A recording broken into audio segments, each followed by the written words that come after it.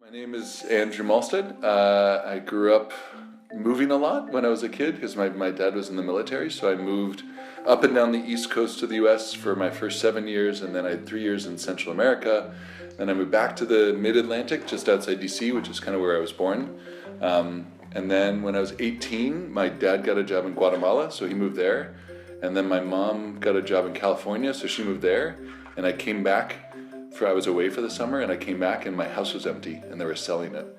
And I was like, oh, I guess I'm an adult now.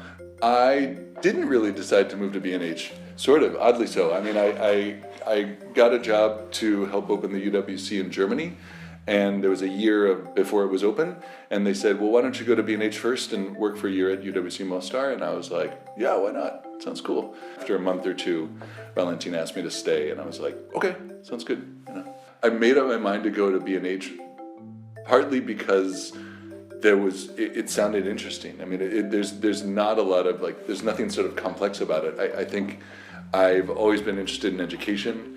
I've always been interested in education that has a mission, that is not just sort of private schools for rich kids, but also has a diversity of people. And so I think I wanted to come to B&H because I wanted to come to the UWC in Mostar, and it felt like a really interesting school. My relationship to B&H is I would say complex. So my relationship here is funny because I don't speak the language, but on one level I feel like it's very familiar and very comfortable, so I feel like I should feel at home. And in other ways, I'm very much an outsider. My life here is defined by the college. From living here in B&H and being brought into constant contact with the effects of war, especially the effects of war 20 years on, it has made me much, much, much closer to pacifist. When I was in high school, I wrote an article for my school newspaper, a kind of pro-con with my friend about whether or not the U.S. should get involved in the war. And at the time, I was very conservative as a kid because I grew up in this military family, and I was very American interests are what define everything.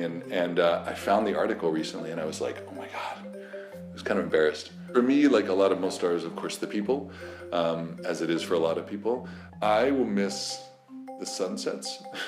It's not a big city, but it has something going on more than just, it's not a village, So it's that kind of medium balance that is really nice.